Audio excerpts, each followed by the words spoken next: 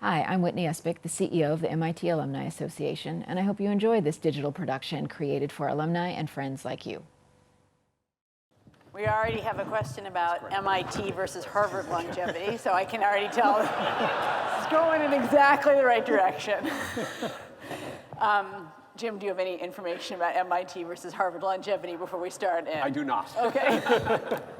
But next year, you could work on a data set for that. I just want to ask both of you kind of like a real sort of not technical but kind of gut level question.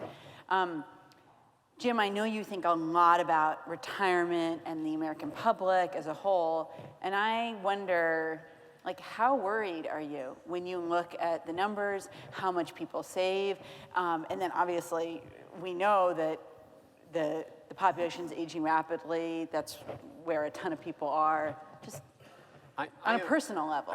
On balance, I'm an optimist. Okay. I think that there are clearly a set of issues around people who have not been well covered by retirement plans, particularly as we've moved into the defined contribution world, that particularly at smaller firms, lower wage workers may not have the coverage that they might have had back in the day, in the halcyon days of defined benefit plans.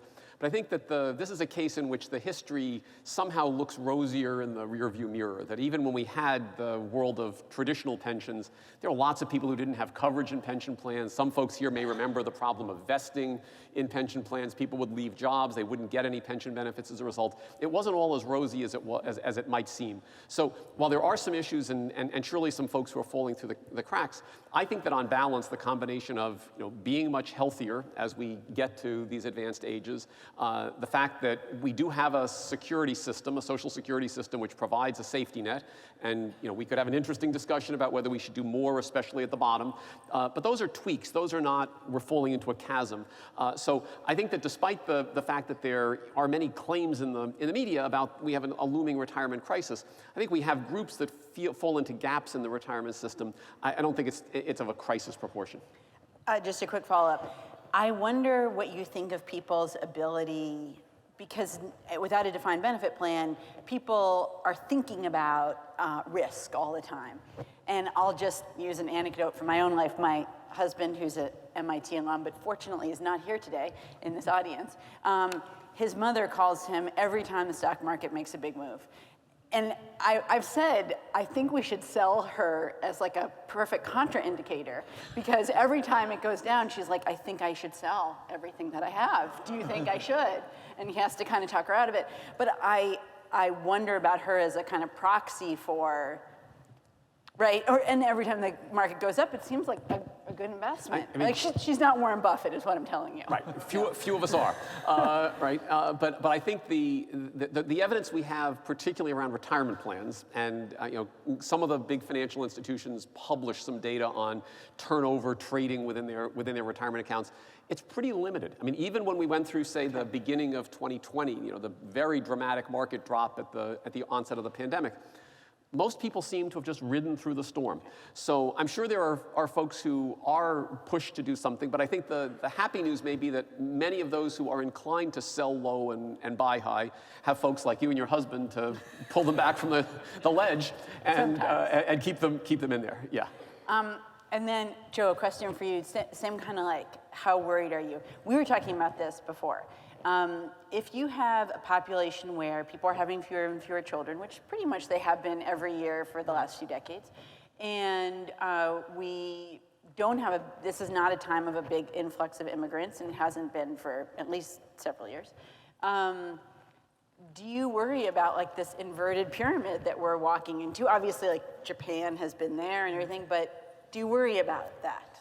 I guess I'm going to fall into Jim's category. I'm optimistic, and I'm only worried if we don't change the story of old age. And what I mean by that, and Jim had a great bullet on there about working longer, and I heard a lot of groans out there.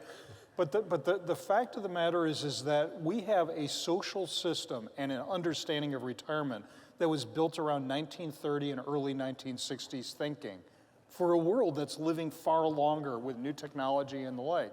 And many of us, I don't know about you, but I get paid to run off at the mouth and drive a keyboard. Retirement was made for people who actually work for a living. Lifting bricks, driving trucks, building buildings. No, I'm optimistic if we start to change the story. A question from the audience. We have entrepreneurship, like do it all yourself, and Uber, which they describe as do nothing but drive. What excites you about prospects for work for older people that are in between maybe those two extremes? I think what excites me there is that we're starting this, and COVID actually helped, believe it or not. The pandemic served as a propellant, making employers far more flexible. And that's what essentially younger people have been wanting flexibility in the workplace, but now older people are looking for that as well. So you may not see the early retirement, you may see the step-down retirement, you may see the consulting back. Now, grant you, that's a select group of us that can do that, but I'm optimistic that that's going to take a lot of, shall we say, burden off of retirement spending later on. And I think, by the way, that is something in surveys, one of the first preferences when you ask folks who are retired, would you be willing to return to a job like the one you had, and what would it take to induce you to do that?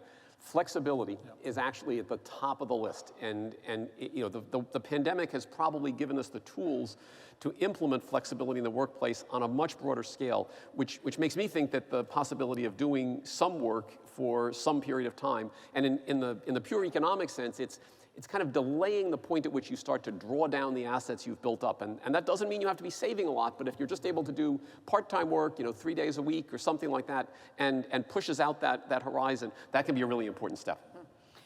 There is a question, what would the life expectancy disparity look like for Scandinavia? But I'm just going to broaden that out and ask, I feel like what they're getting at is the U.S. particularly, do we have particularly large, disparities in life between the top and the bottom? Are there countries, whether it's Japan or countries in Europe, where things are closer together? It's more even. I'll start, but I want to bring Joe in as well. I mean, the U.S. has more heterogeneity than many countries do. And in part, that is a function of we have more income inequality in the U.S. than a number of, say, the Scandinavian and other countries in Europe. We don't rely as much on the public sector to provide egalitarian healthcare availability, not just in retirement, which is Medicare in the U.S., but throughout the life course. And we have a population, the lower income part of the U.S. population lives in a more precarious existence than in many of these countries. So if you simply look at the life expectancy across countries, which is the aggregate for everybody, you find out the U.S. is not at the top of the league table.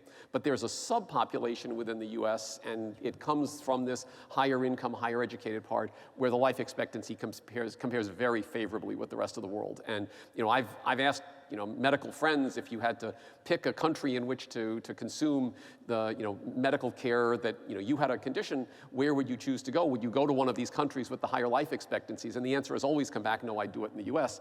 But that's a statement about the access to medical care and being able to consume the medical care in some of our top tier institutions. No, and I agree with Jim. While Sweden may have Stockholm, we have Louisiana. I mean, the mixture of, shall we say, of disparity in health and access to good food and the like is great. One of the things before we celebrate certain countries, always look under the hood a little bit. So let's talk about Northern Europe.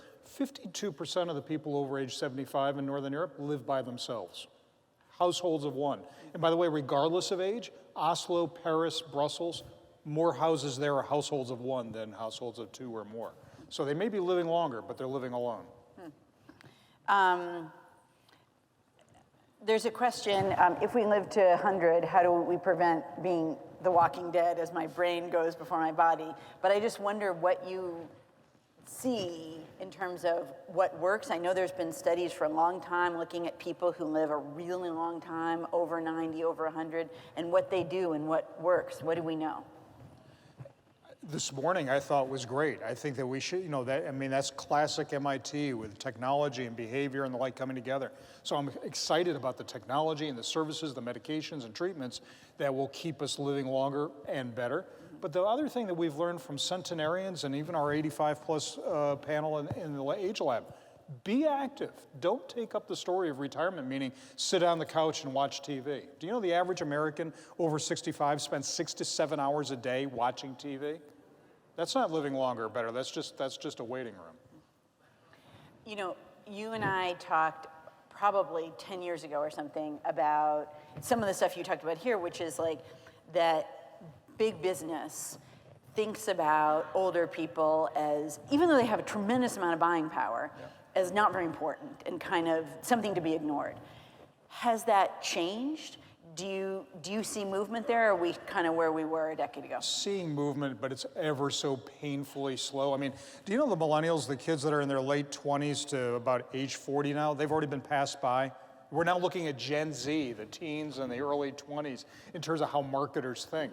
But they seem to believe that if we can capture you between 18 and roughly 25 or thereabouts, you will not change any behaviors.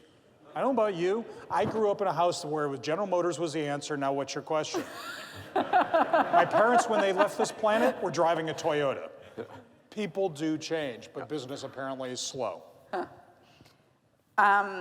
Jim, this should be an easy question for you. What will be the impact of change in age distribution, fewer young people, on long-term investment returns and the funds available to support retirement? This is small. It's not an easy question, but I'll take a stab. Right? I mean, one thing we have some evidence on is that as folks age, they tend to become somewhat more risk-averse investors. They tend to have a greater demand for safer investments relative to high-risk type things. And this is where we loop back to some of the conversation earlier this morning. As the whole population ages, as opposed to a single individual aging, if you've got lots more people who are demanding relatively safe investment, that's going to change what the capital market will offer up, right? It's going to raise the cost in some sense to someone who's trying to start a high-risk entrepreneurial venture. It's going to lower the cost relatively for someone who's opening a business that seems like it's a relatively safe bet to go with, and it's going to shift what we call the risk premium that's going to exist in the capital market by saying people will need to be paid more to take the risks. So the market will deliver more of those riskless assets, and it'll be more difficult to do risky ventures in that world. That has consequences for what the economy will look like, because you might see a diminution of dynamism, right? Another aspect of this, by the way, and it picks off something that Joe was mentioning about the high entrepreneurship groups. There's also this debate about whether you lose entrepreneurial vigor if you see an aging population. And one of the key challenges, I think, is to recognize that you may be able to harness this tremendously talented pool that is approaching what would be traditional retirement ages, but may have one thing that helps entrepreneurs is if they think they're working with a net below them, right? And if you think you've actually got a reasonably secure nest egg for retirement, but you can think about some new out-of-the-box ideas, that can actually produce some interesting entrepreneurial activity. There are a bunch of questions about healthcare, and I want to, John Gruber, who's a economist here, has talked about how in 1960, about 5%, I think, of our GDP went to healthcare. It's closing in on 20%. Presumably, it's not going to take over everything, and we're not going to just spend everything on healthcare, but I wonder how both of you think about that in relationship to aging, the increasing cost of healthcare, where that puts us, how people should think about that and what can, if anything concerns you about that as we move in that direction as a country. I'm looking to the fact that technology that's coming out today and the services behind them are more about proactive health rather than reactive. And what I mean by that is I want you to imagine your home underneath your carpet having sensors that show, gee, Joe's gait has begun to change. He's likely to fall. I don't want a technology that says, Joe's fallen, he can't get up. Because once I'm down, 50% of us will not be up in 9 months. That's going to be a healthcare cost. So I think it's about getting ahead of the system rather than how do we pay for conditions once they've happened. And I do believe we're headed that direction. Not fast enough, but we're getting there. Yeah, and just to jump in on your, the striking growth of healthcare expenditures in the U.S. is something which attracts enormous attention within economics. But I just ask you to run the following little thought experiment, right? Imagine I said, you can go back. We've got a time machine. Joe and his team have a time machine that they've invented. And you can have 1960 healthcare and pay the 1960 prices. It's just your call. You want to get your knee replaced? How long are you going to be unable to move around? What's the difference in the quality of the lifestyle you're going to have after that, or a hip replacement? And I mean, when you just look at the things which are now done on an outpatient basis and people are actually moving around quickly and the time it takes to be treated, I mean, there are remarkable changes in what's happened. Now, we are spending a lot more, and there's no doubt that we have, the incentives are greater for doing acute treatment and then treating people who need the product forever, as opposed to doing ex ante, improve the lifestyle, keep people out of the hospital, and do precautionary things. But it's very complicated to know that we are spending too much, because the valuation is really a challenge. What is clear is that there's a lot of inefficiency in the system. We can surely manage to do what we do better.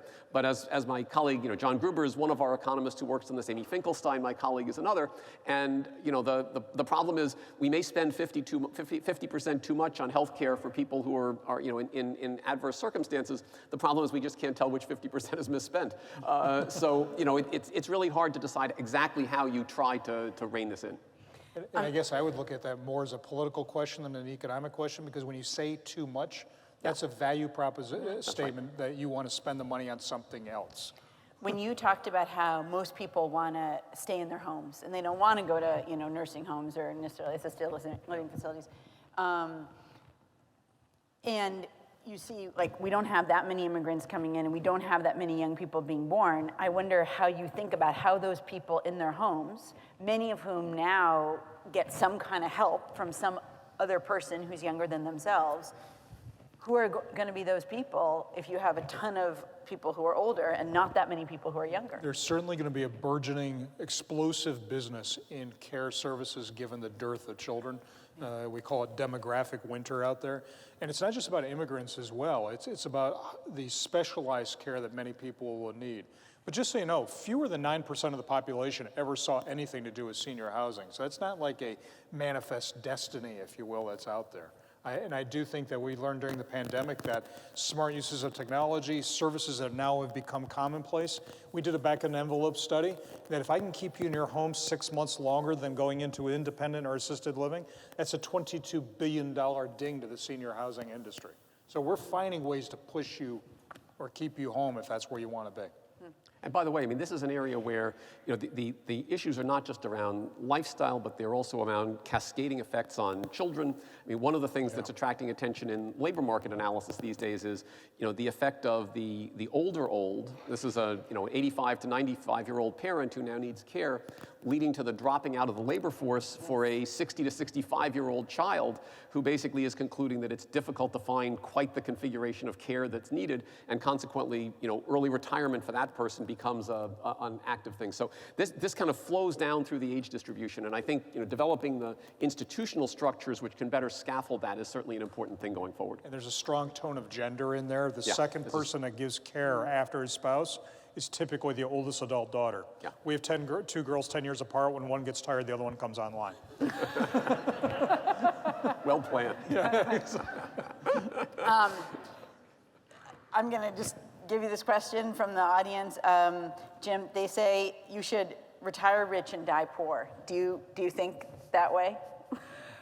Which, of course, involves probably knowing exactly when you're going to die, but that's a different question.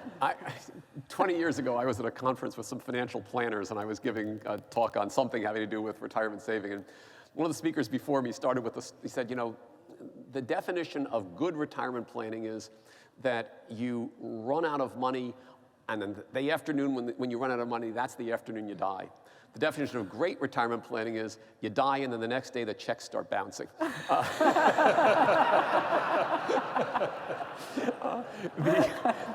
But uncertainty about longevity is a very important challenge from the standpoint of retirement security.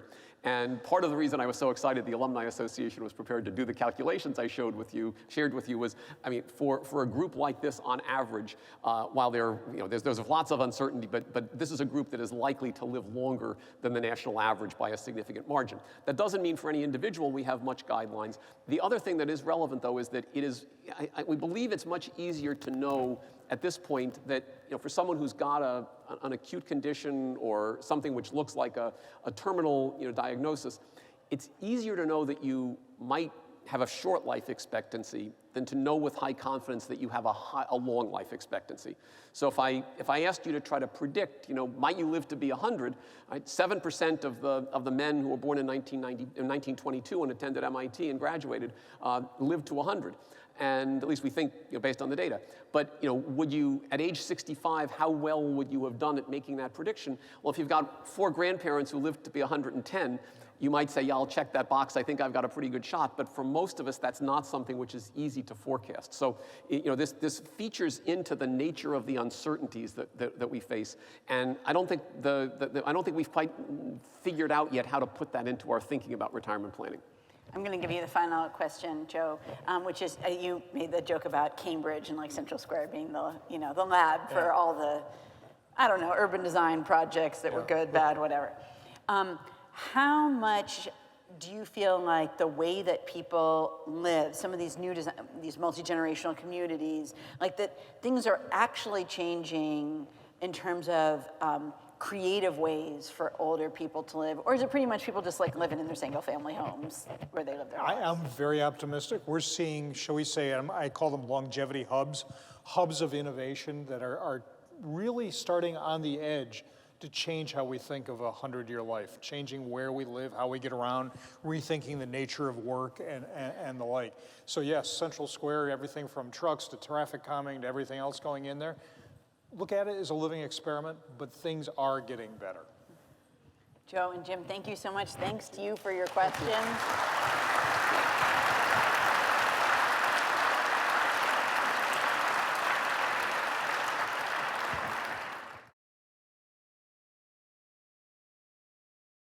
Thanks for joining us. And for more information on how to connect with the MIT Alumni Association, please visit our website.